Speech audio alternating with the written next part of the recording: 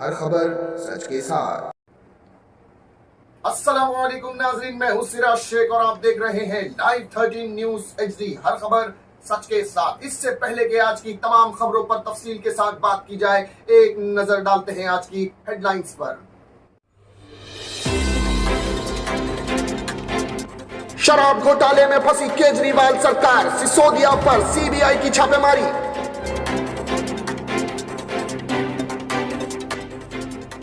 समीर वानखेड़े को मिली धमकी, FIR दर्ज।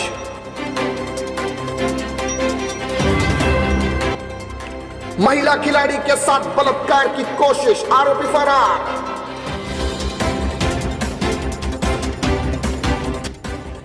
मुंबई में 2 साल बाद दही हांडी की धूम, 111 लोग हुए जख्मी। सेलेक्टर पर भड़के मोहम्मद कैफ, कहा शिखर क्यों नहीं।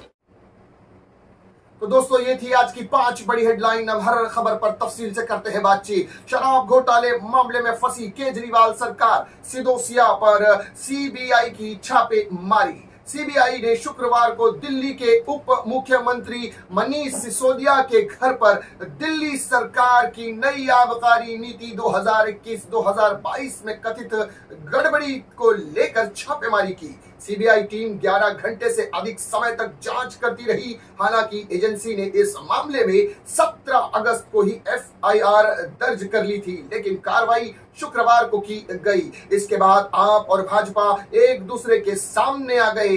आपने न्यूयॉर्क टाइम्स में छपे एक आर्टिकल का हवाला देते हुए कहा कि दिल्ली की CM केजरीवाल और उप मुख्यमंत्री सिसोदिया को देश और दुनिया में उनके शिक्षा और स्वास्थ्य मॉडल को लेकर जो सफलता, लोकप्रियता मिल रही है, उससे घबराकर भाजपा ने सिसोदिया को निशाना बनाया। नई शराब नीति को लेकर उप राज्यपाल विनय कुमार सक्सेना ने सवाल उठाए थे। उन्होंने मामले में CBI जांच की सिफारिश की थी। जिस दिन यह सिफारिश की गई, उसी दिन दिल्ली सरकार ने इसे वापस लेने का ऐलान कर दिया था।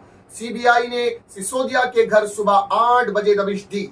उसी जांच देर शाम तक जारी रही, जिसके बाद उनके खिलाफ FIR दर्ज की गई। CBI ने इस मामले में मनीष सिसोदिया के साथ 4 वरिष्ठ अधिकारियों के घर पर भी दबिश दी थी। FIR में 15 लोगों को आरोपी बनाया गया है, जिसमें सिसोदिया आरोपी नंबर 1 बनाए गए हैं। आरोपियों में 2 IAS अधिकारी और 1 दानिश अधिकारी भी शामिल है। अब चलते हैं अगली खबर की जानिब, जो मुंबई से निकलकर सामने आई है। वानखेड़े को मिली धमकी मामले में गोरेगांव पुलिस स्टेशन में एक FIR दर्ज कर ली गई है। High profile cruise drugs party मामले में सुर्खियों में आए नारकोटिक्स कंट्रोल ब्यूरो के पूर्व डायरेक्टर समीर वानखेड़े को धमकियां मिली। उन्होंने अमन नाम के एक ट्विटर अकाउंट से धमकी मिली है कि उन्होंने जो किया उसका परिणाम उन्हें भुगतना होगा। समीर ने गोरेगांव पुलिस स्टेशन में धमकी की शिकायत दर्ज करवाई है। पुलिस मामले की जांच में जुट गई है। रकमपा नेता नवाब मलिक ने आरोप लगाया था कि समीर वानखेड़े ने फर्जी जाति प्रमाण पत्र के जरिए सरकारी नौकरी हासिल की थी। इन आरोपों के चलते समीर को काफी मुश्किलों का सामना करना पड़ा था। हाल ही में समीर वानखेड़े को जाति प्रमाण पत्र सत्यापन समिति ने क्लीन चिट दी है। इस बात का कोई सबूत नहीं है कि समीर वानखेड़े और उनके पिता ने इस्लाम धर्म अपना लिया। उनका हिंदू महार जाति प्रमाण पत्र मान्यता था। इस विवाद के सामने आने के बाद NCB की जांच पर भी सवाल उठने लगे थे। भारतीय राजस्व सेवा IRS के समीर वानखेड़े का NCB चेन्नई तबादला करा दिया गया। उसके बाद से ही वह लाइमलाइट से दूर थे। अब एक बार फिर से समीर वानखेड़े सुर्खियों में है और उन्हें धमकियां भी मिल रही है। अब बात करते हैं आज की अगली खबर की। पंजाब में महिला खिलाड़ी के साथ दर्दनाक हादसा। रेप का विरोध करने के कारण छत से फेंक दिया गया। जी हाँ दोस्तों, पंजाब के मोगा जिले में 18 वर्ष की बास्केटबॉल खिलाड़ी के साथ 3 युवकों ने कथित रूप से दुष्कर्म करने की कोशिश की और उसे स्टेडियम की छत से धक्का देकर उसके छत से धक्का दे दिया। इसके बाद चलते उसके शरीर में कई अंगों में फ्रैक्चर हो गया है। पुलिस ने बताया कि खिलाड़ी को लुधियाना के एक निजी अस्पताल में भर्ती कराया गया है। उसके दोनों पैरों और जबड़ों में आई चोट का उपचार किया जा रहा है।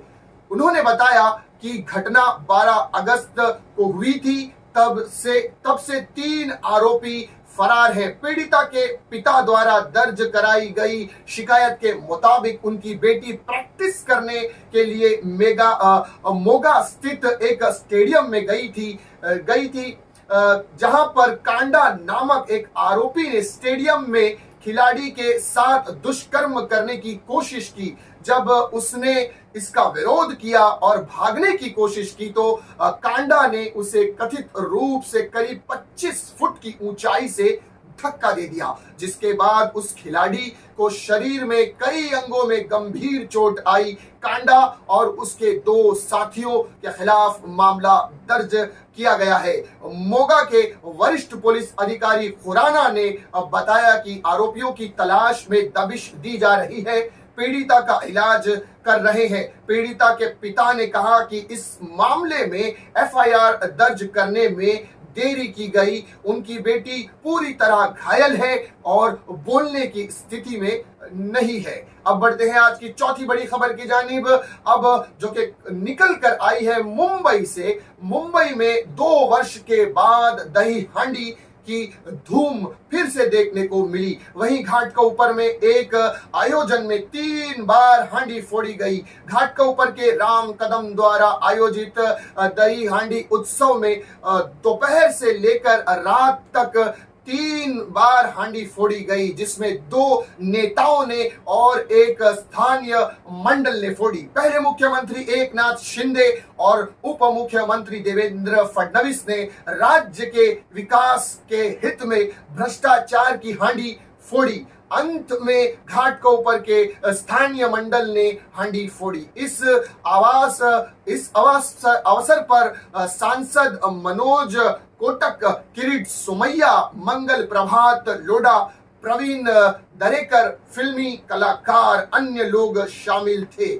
और वही अगर पूरे मुंबई गोविंदाओं की बात की जाए तो दही हांडी समारोह के दौरान कम से कम 111 गोविंदा घायल हो गए।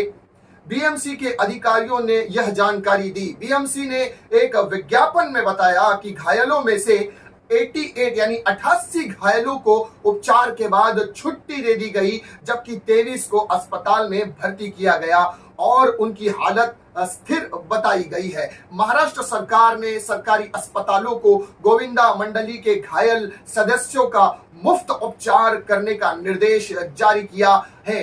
घायल गोविंदाओं को केएम अस्पताल, जीटी अस्पताल, राजावाड़ी अस्पताल और नायर अस्पताल समेत विभिन्न अस्पतालों में इलाज के लिए भर्ती किया गया। और वहीं मुंबई के ट्रॉम्बे स्थित इलाके में 2,22,222 रुपए की इनामी राशि की एक विशाल हांडी का आयोजन किया गया था, जिसमें मुख्य आयोजन में जनहित सेवा हीच ईश्वर सेवा के इस संस्था के संस्थापक दीपक महेश्वरी साहब ने किया था। ट्रॉम्बे कोलीवाड़ा स्थित इलाके में इस हांडी का आयोजन किया गया था, जहां पर अलग अलग मुंबई के इलाकों से गोविंदाओं ने आकर अपने मंडल के तहत गोविंदा हांडी को सलामी दी और फिर हांडी को फोड़ने का प्रयास किया। सुबह 8 बजे से लेकर रात 10 बजे तक ये पूरा कार्य चलता रहा और इसके बाद सभी लोगों ने इस गोविंदा की खूब खुशियां मनाई।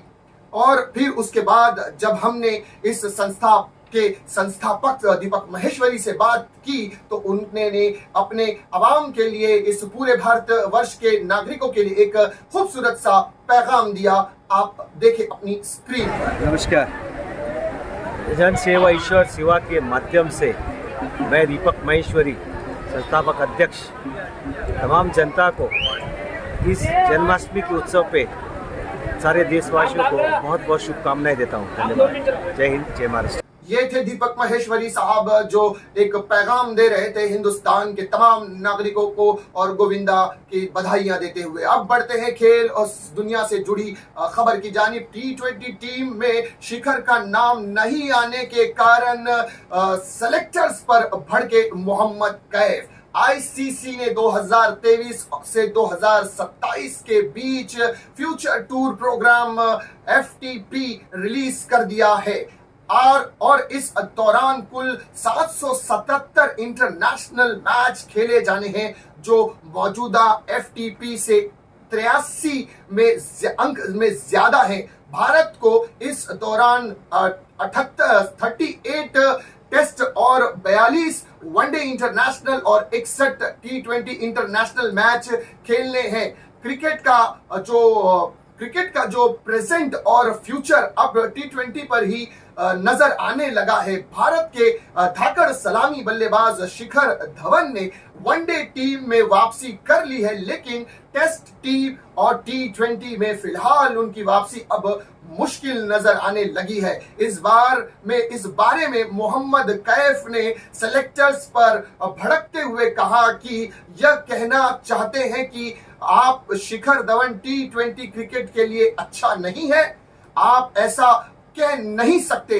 किसने कहा कि उन्हें पता है कौन मेरिट प्लेटफॉर्म पर खिलाड़ी खेलता है, कौन नहीं खेलता, इस चीज का उन्हें पता है और लोग इस पर श्योर भी नहीं होते। नाजरीन, ये थी आज की 5 बड़ी खबरें जो मैंने तफसील के साथ आप लोगों के सामने पेश की। उम्मीद करता हूं आज का ये सेगमेंट भी आपको पसंद आया होगा। हमारी इस वीडियो को आप लाइक करेंगे, सब्सक्राइब करेंगे और अपने दोस्त अहबाब में शेयर करेंगे। दोस्तों, आज के इस सेगमेंट को यही खत्म करते हैं। मैं Siraj Shaikh live 13 news HD से फिर होऊंगा हाजिर किसी नई वीडियो, नई खबर के साथ। तब तक मुझे दीजिए इजाजत। शब्बा खैर।